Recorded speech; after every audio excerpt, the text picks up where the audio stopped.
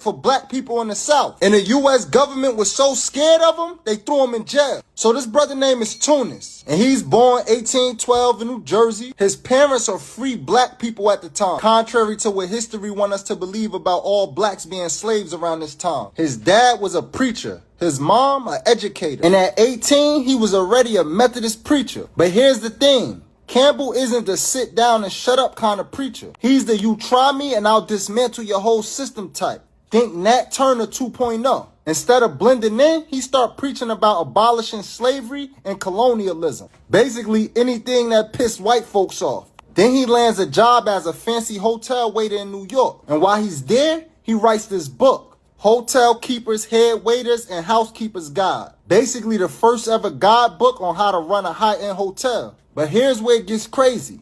He used the money from that book to fund black schools. And not just any schools. These schools was filled with fugitives he helped escape from the South. This man was Harriet Tubman's plug in a three-piece suit. Then the Civil War hits. The Union looking around like, yo, who can help us get some black troops together? And they like, Tunis got a crew. So they handed him a contract to raise 4,000 U.S. troops. Now it's 1865, and General Sherman drops the famous 40 acres in a mill plan. And the blacks like, yo, Tunis, what do we do with all this land? And Tunis, he don't hesitate. He like, yo, cut down all them trees. And people were like, huh?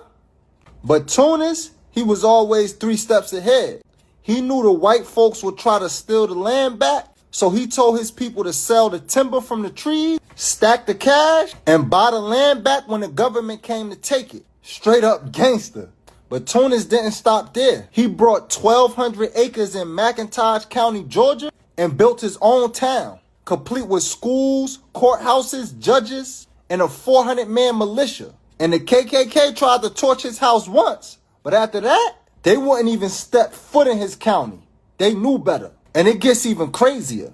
The Klan starts to terrorize black voters all over Georgia. They even poisoned the black register. And Tunis was like, oh, word? Watch this. He personally registered voters with an armed guard, and nobody was going to mess with him or his people. Now let's fast forward to 1868, and the 14th Amendment passes. And Tunis and his son both got elected. Tunis became the senator of the state, and his son became a state rep. And they were a part of the original 33, the first black legislators in Georgia.